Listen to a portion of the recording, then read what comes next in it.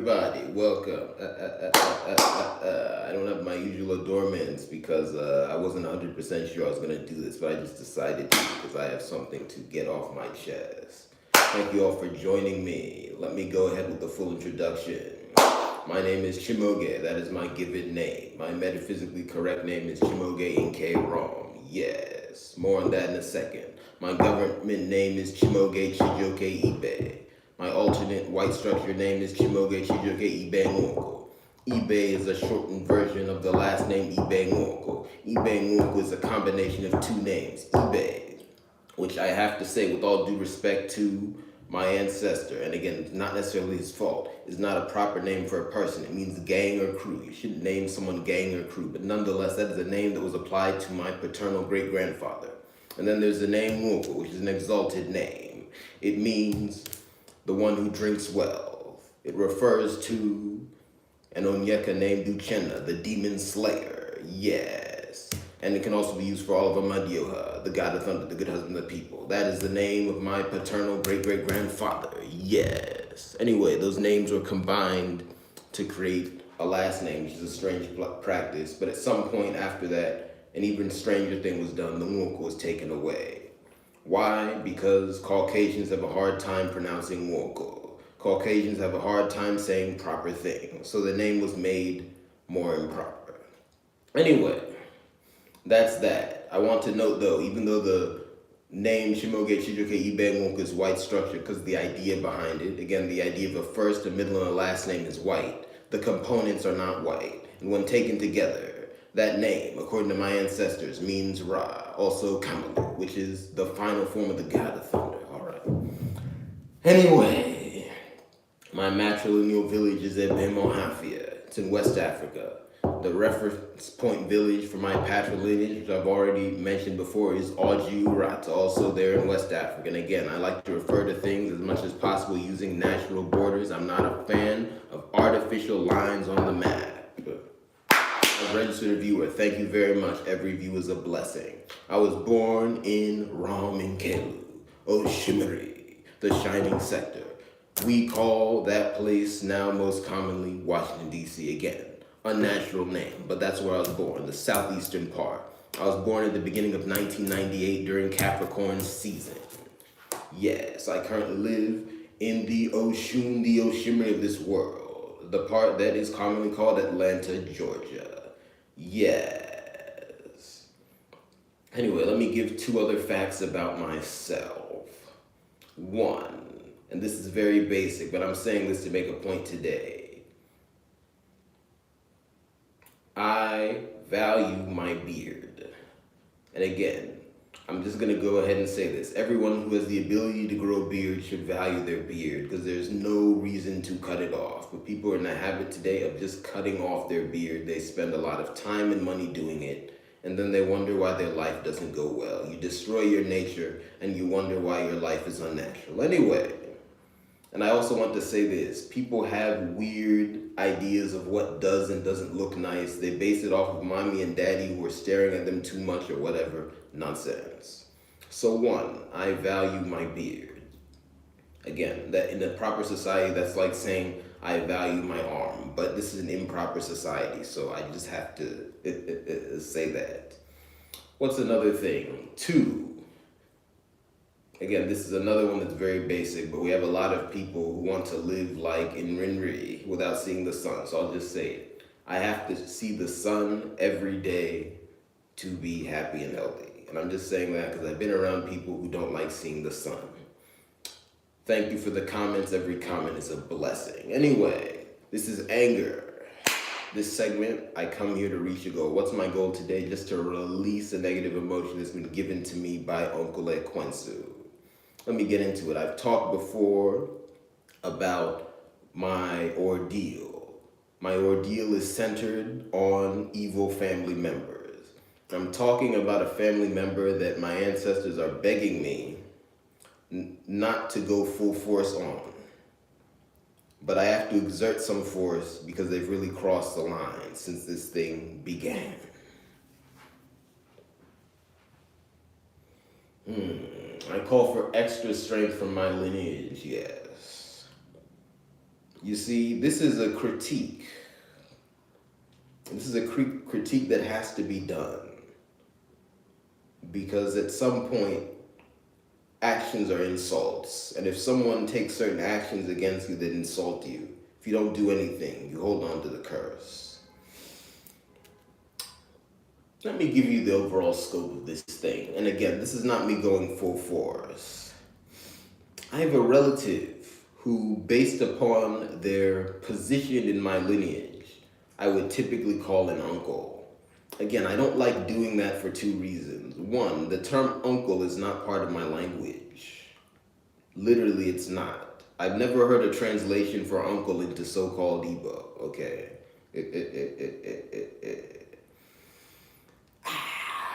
And upon prayer, I didn't hear that it's part of the proper language, so no. But one, I don't like it for that reason. Two, I think it allows people to be too distant. I want to emphasize, this individual is not in the category of people who I would say did not, do a reasonable amount. I would say to register as someone I could contact. Let me say it like that. Okay. This is not an individual who I was around every day, but I saw them a lot throughout my life. And it's not their fault that they weren't around every day, okay? But, they just haven't done well enough. And quite frankly, there were some question marks I had. Just because you've met a baseline standard where I can say, okay, I can talk to you, doesn't mean that you've reached the desired standard, you see. And I'll just say it like that. Anyway, so, again, this person's obviously older than me. And that's part of the problem. You see, in my lineage, there's a lot of elder posturing. People believe that it's appropriate for them to, and I'll just say it like this, stunt on their children, which is elihe. What do I mean when I say that? Ele, you can translate as nonsense. Think about it, that animal you call the deer, also the antelope, they're different variants of it, but that's basically the same animal. Isn't that nonsense embodied as a creature? It can walk into the road and stare at an oncoming vehicle without moving. Is that not nonsense? Anyway, so nonsense thing, elihe, to stunt on your children. What are you doing? You expect your children to have been exactly like you in every way, even though they weren't here as long? What does that mean? Are you judging your children by the same standard as you judge yourself? Are you yourself a child? What's going on? What's going on there? And this is the problem. I'm going to say this. I don't see evidence that this person went above and beyond to help me throughout their life. You see, going above and beyond is not the baseline standard. But at some point, if no one has gone above and beyond in a family, that's not proper. And then if someone has positioned themselves as having exceptional power, but they don't go above and beyond, there's something going on there, especially if there are other flaws. So anyway, I've referred to this individual in the past as Uncle Ekwensu because I'm having mercy, I'm holding back. You see, I'm not a person of mercy. I've talked a lot about the relationship between Amadio and Ebera, the relationship between the good husband of the people and mercy, the relationship between the hand of this world and mercy, the most exact loves of life, the relationship between the hand of God and mercy. You see, I'm a person of the hand of God. I'm not a person of mercy. You see, I boom out mercy, but why is that? That's because mercy moves with me. But mercy does her job. I do not act like mercy. People who expect mercy from me do not understand what is going on. How do I show mercy? I show mercy when, after my ancestors have begged me, I don't go all out on someone. The main way I do that is I don't look at someone. But if I'm looking at you, I'm not showing you mercy. Okay. But there's a little mercy here because I'm not going all out. Okay. let me get more to the point. So this individual um, does not live in my area. Okay, I mean not really, really. Other than the euphemism, and again, I'm not sure where they are. Aren't mentioning the euphemism triggers me so much so. And when I'm talking about the euphemism, I'm talking about the one that is closest to me in my lineage. Mentioning that euphemism makes my stomach feel bad. I try not to do it. You see, there were long periods of time I couldn't even speak properly about the euphemism. But anyway, Kabunam Nogoha. So other than that thing, no one really lives, at least to my knowledge, in my zone. I'll say it like that. But I reached out to them because based upon, and I just saw the number 1111, let's make a wish. Let's get rid of euphemisms in the lineage, huh? Anyway, reform. But anyway, I'm not a bear. I don't stare at a euphemism while it's reforming because it's hard for euphemisms to reform. Anyway, you see, this individual, I reached out to them, and there were two big things I told them. One, I told them about my ordeal and asked for help, right? Because based upon the way this individual has presented themselves, they were in a position to help. Two, I told them about another euphemism I discovered when reaching out for help. Okay, there's an individual I've referred to before as many different names. I'll say Okorobia. That's one I've used. That individual, I reached out to them asking for help because of the situation I landed in. They said they didn't want to help me because they thought euphemism behavior was okay and that they engaged in it themselves. Okay, and that's quite a serious situation. And I want to emphasize that individual mentioned euphemistic behavior with a younger sibling. So that's both a situation of the euphemism and a situation of eberiele. Because if it's older, obviously, based on the amount of time going on, you could have eberiele. Okay. And you should know what I mean by that. Anyway, so I reached out to them on these two counts. Already they were slow responding. But then when they did give me a more proper response, they did promise to send me money. So I was like, okay. And this is when I was without a permanent place to stay, back in 2023. It's been some time. They didn't, though, respond to the second point. Now, fast forward up to this point, they've not sent me the money. And I've heard nothing about them taking care of the other euphemism I found.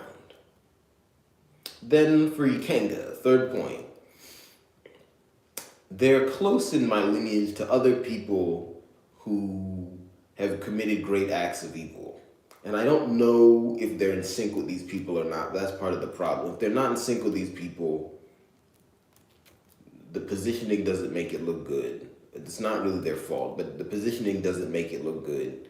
And then if they are in sync with these people, that's terrible. So it's just been hard for me to get a read on this individual. You see. So this individual's in hot water with me, but one, because I want to the extent I can, because I can't exact justice myself, especially since I'm the victim, but I want to exact justice in the most proper way. And two, because my ancestors have begged me to have mercy, because they're just telling me that, you know, I should wait before I look fully at this person. For those two reasons, you know, I haven't gone all out on this person, but they're in hot water with me. But one strange thing they've done, I've mentioned other people who've done this, is they've talked about spending time and resources to travel to look me in the eye, but they haven't sent the money. This is strange. So I'm bringing this up because they've done this again, but they've done this in the most disrespectful way. And I want to bring up the matter of tact. and diplomacy. You see, in the world today, family has become over casual. That's why it doesn't really exist. You see, your family relationships, I'm on record as saying, are the second most important set of relationships you have. The most important set of relationships you have are your romantic relationships. Then after that, you have your family relationships. And then outside of that, you'll have various non-family, non-romantic relationships, okay? An example is, someone that you might just happen to encounter a lot in a work environment, okay? This is, not someone you have a romantic relationship, not a family member, but you just happen to encounter them a lot when you're in a work environment. You see, those are also important relationships, but family relationships are more important than that. Okay, so family relationships have become too casual. And I think part of it is because people want them to be the number one relationship. But the problem is, you can't go all the way to your depth with your family. And that's just because, well, they cannot be everywhere with you. There are people who want their family to literally be everywhere with them. That is not appropriate. And I hope I don't have to explain why, okay? And obviously when I'm talking about your family here, I'm talking about your blood relatives. Obviously when you get married, your spouse is part of your family, but that's a different end. I'm not talking about that. That's in the romantic relationships category, okay? So families become over casual. My family is egregious. Again, obviously I'm only a part of my family, but based upon what I've seen, I think my family is more extreme than usual. There's a lot of arguing via text. I've seen arguing via phone calls. Then in person, there's a lot of eating. You see, eating has become an activity. You can take 2 bites of a calorie-dense material and go. You don't need to pour all the rice on the table and be there for 2 hours. And just because you were inhaling something next to someone doesn't mean you know them. It's not even an effective way to get to know your family. So this individual approached me very casually via text. And I want to say this. Their methods of contacting me have migrated, which has made it hard for me to keep track of them. I initially contacted them via the last place I contacted them, or at least the most efficient way I had memory of contacting them. Text. Then they responded via text, and I will note I really humored them by calling them. And I'll say it like that because there's a lot of what I've encountered is people who are obsessed with the faceless phone call, which is a kind of useless method of contact. You see, if you can read enough to have a phone, you should be able to read texts. And that's more efficient because you can take your necessary time with it.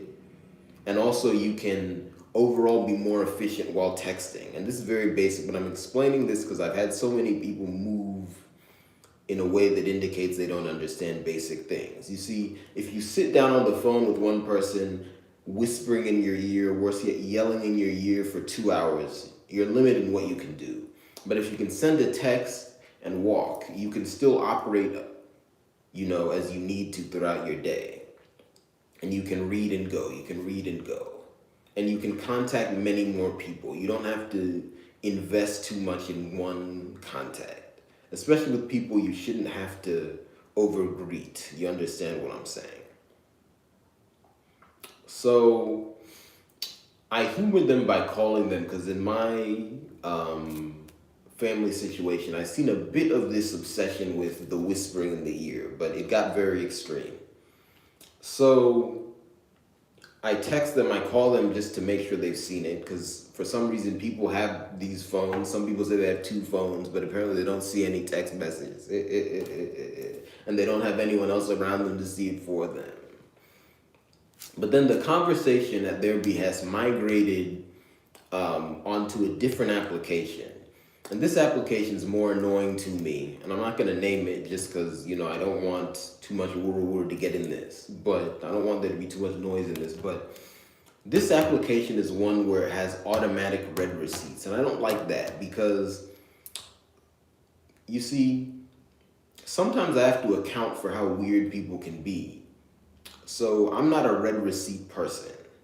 Because sometimes if I read something, maybe it's not good. So I have to take my time before I respond. You see, I'm the god of thunder. I'm the king of the jungle. When I see nonsense, I slash immediately. So sometimes I have to put up a fence so that mercy can do her job. You see. So if I see nonsense on a read receipt platform, I'm not responding to it as quickly. So the problem is when the conversation migrated to this read receipts platform, they sent me nonsense. So that delayed communication. So I was like, all right, that looks like nonsense. And this was when I didn't have a permanent place to stay, and also at the beginning, that period leading into the beginning of my tenure in my current home, which of course was tumultuous due to the machinations of my biological father, okay? Weaseled his way onto my lease as if he wanted to come for another confrontation. But anyway, I've talked about that before. So, you see, I took time responding to the nonsense on the Red Receipts platform. And then when I opened it up, I saw it was more nonsensical than I ever dreamed. You see, the reason I've chosen to refer to this person as Uncle Ekwensu is they decided to send me an article about Ekwensu instead of following up with my urgent need. That's nonsense, okay? You see, I'm going to go into this a bit more, but I just want to allude to this. This has a lot to do with what I'm just going to call white people credentials on this live stream. Again, there's nothing else. You see, I'm not a fan of this culture of judging people based upon their white people credentials, but I have them. So if you want to flex on me in that realm, you're not going to succeed. I have a degree in African Studies from Harvard University. So I've studied to a high level academic literature about African so-called gods and goddesses. So if you send me an article about Ekwensu, if you're trying to educate me, that's very disrespectful. And then if you're trying to ram in your opinion about Ekwensu or worse yet, any of the Christian gods or whatever, which is something I'm going to get into because of stuff I've said publicly, my public extrapolations, that's even worse. And to do that in an emergency, that is sacrilege. That was an act of sacrilege. Okay, so I see sacrilege via the Red Receipts platform. But then the biggest problem is then it migrated, this person migrated the conversation a third time. They migrated it onto what I'll call an even harder to deal with Red Receipts platform. That's where I'll just bookend this. The point is they didn't communicate properly. They communicate in a very disrespectful manner. And I'll go into my theories about why they might be disrespecting me. But anyway, yesterday, so I was going about my business, but I opened up my phone. I saw a text from this person. They'd migrated back to the original area. But they sent me a very confounding message.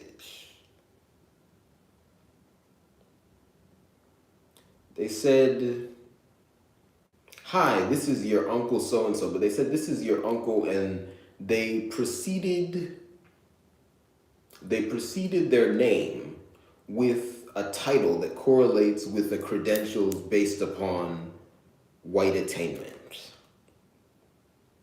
See, that would be analogous as if I messaged them and said, hey, this is your nephew, Harvard bachelor's degree holder, Chimoge. What is that? One, I've seen this person so many times, I know who they are. Two, I already had their number. Three, we're family members. So why are you bringing your credentials into this space? What is that? So then they did that, and then they said that at some point they would be traveling closer to me. I'll say it like that. So this again begs the question, how do you have the resources to travel, but you don't have the resources to send me the money that I promised? And secondly, you don't have any updates about the additional crime I mentioned to you, because you should look into that.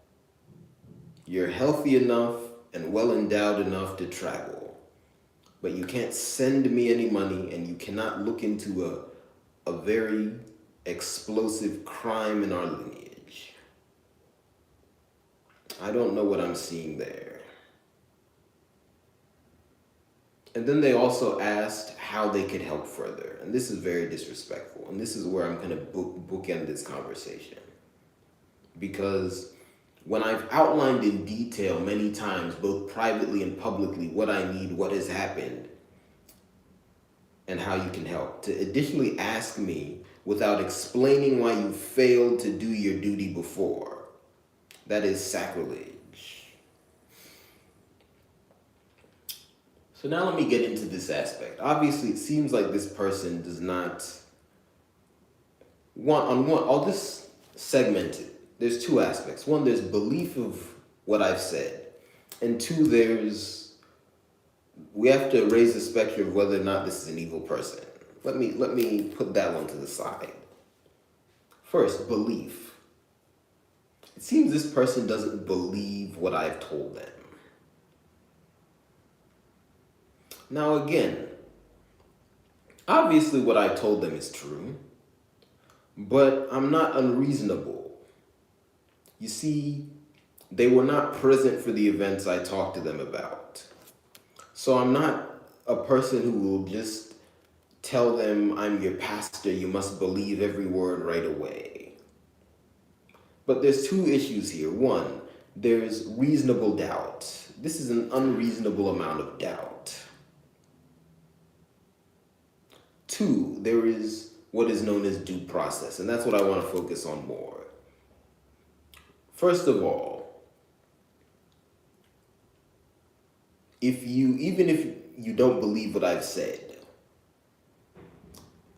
there's such a thing as damage limitation. So if someone messages you, especially in your family, and I want to focus on that because you really are the primary backup for your family, okay? There's a lot of people who want distant organizations to be their primary backup. That doesn't make sense. Your family should be your primary backup. And I want to emphasize, your family does not have to be sitting next to you to be your backup.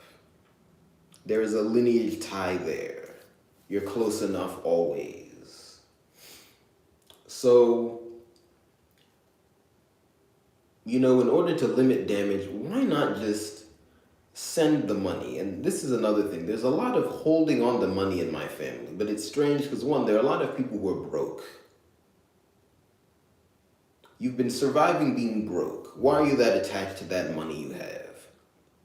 And then on top of that, there are people who are not broke, and this is the even more egregious case. If you're not broke, why will you not help a family member in need? Because again, I've never asked this person for money before. I don't just go around asking people for money. Okay. And this is just an instance where that is simply what I needed. I needed to get another place to stay, and then I also needed food and things like that. They didn't send it at that time. Now I have this complicated living situation. Again, money would just be helpful overall. But it seems they're married to the money. I don't know. But they didn't just send it and then at least, at worst case, say whatever. If for some reason Shimoge, the Harvard graduate, turned into a Yahoo boy, which is strange. That's not even the stereotype. If for some reason Shimoge, the Harvard graduate, turned into a Yahoo boy, I'll get the money later. I'll survive.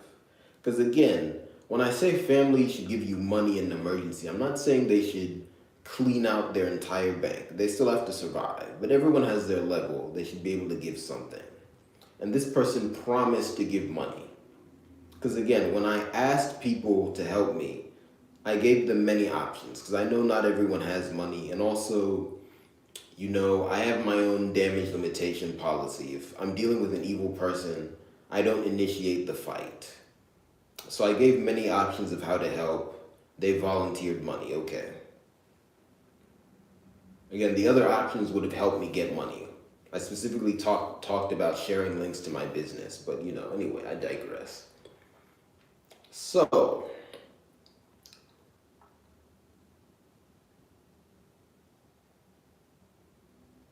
there's that aspect, but then there's the aspect of if you just don't believe what I've said. And it seems like this person, and there are other people who've operated in this way, this person, Uncle Ekwensu, thinks that they can determine the truth of what I'm saying by looking me in the eye. And this is where I get really upset. Because I've sent this person text messages. I also sent them the video I made public talking about what happened. So you can watch me on video speaking. That is my account. You can determine to a high extent whether or not I'm being truthful based off of that, and then you must investigate. And then if you have questions for me, you should come back and ask questions. Hey, I heard this from someone else. It seems to go against your account. What do you have to say? That is not what was done. There's a lot of vagary.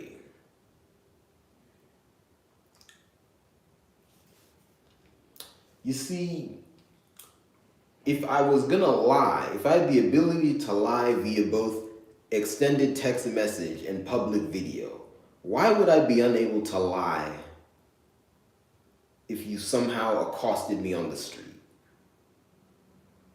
You see, someone who could tell those kinds of lies is someone who only the SWAT team could find in their lies. Okay, that's a big time charlatan. That's not me. That's not me.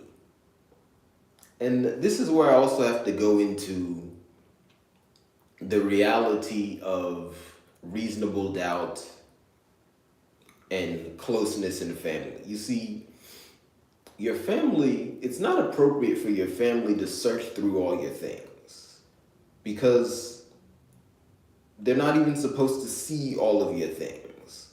So the type of investigation that this family member would have to do to catch me in a crazy lie, if that's what I was doing, is not appropriate. You have to call in other forces.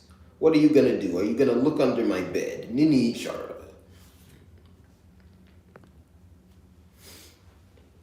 So this is just very inappropriate. Now then, I have to bring back the specter of elder respect. First of all, I want to know, this whole incident started with someone younger than me. Again, the other person that was born from my two parents, who's younger than me, attacking me.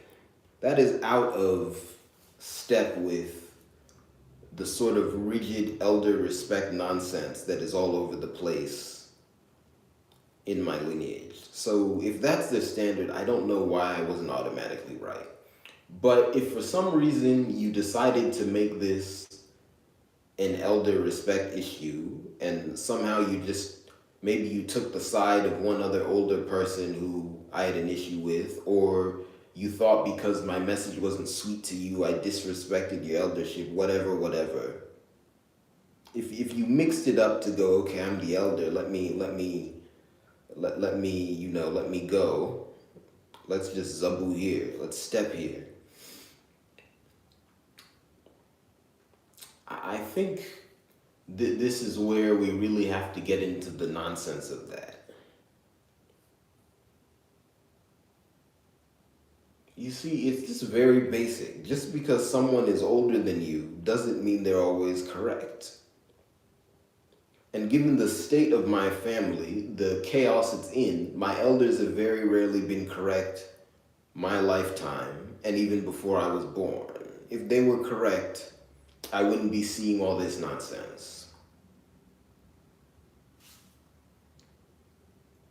Give me a second.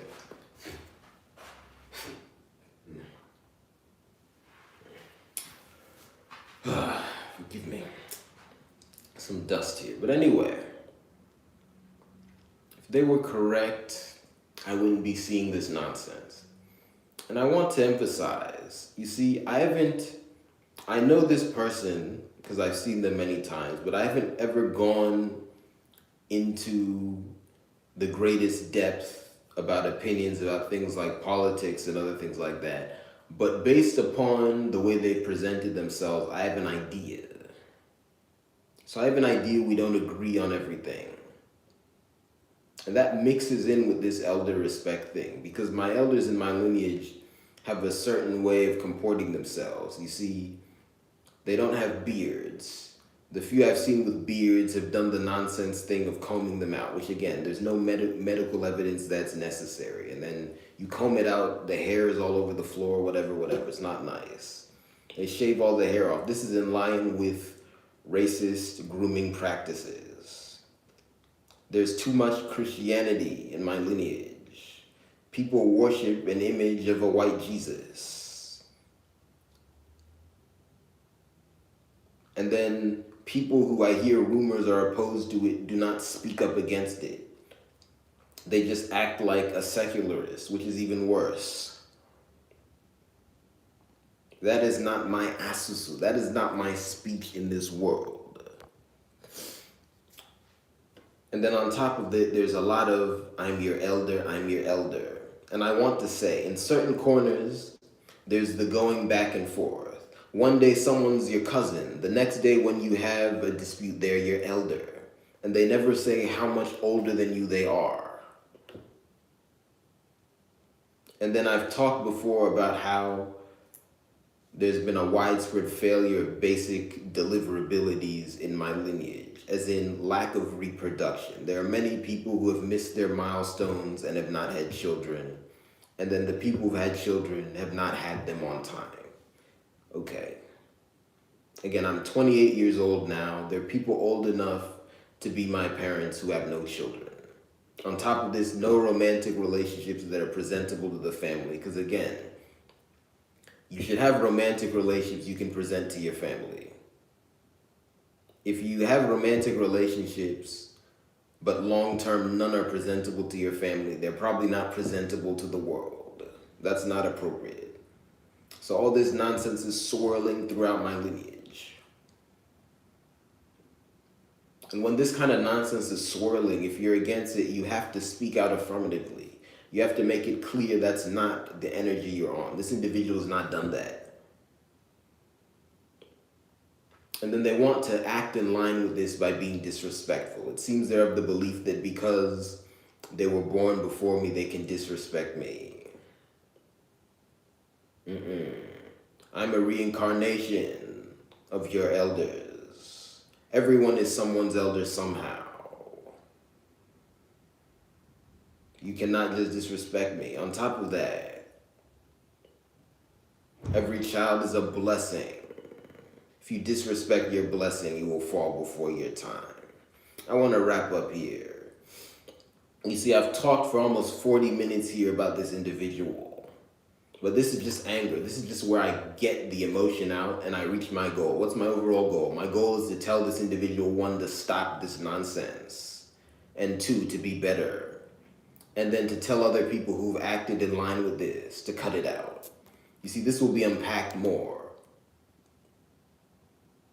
But I hope that this individual takes advantage of the mercy that my ancestors have extended upon them, the mercy that our ancestors have extended upon them, and actually does something positive in my case. Thank you very much. I'll see you next time.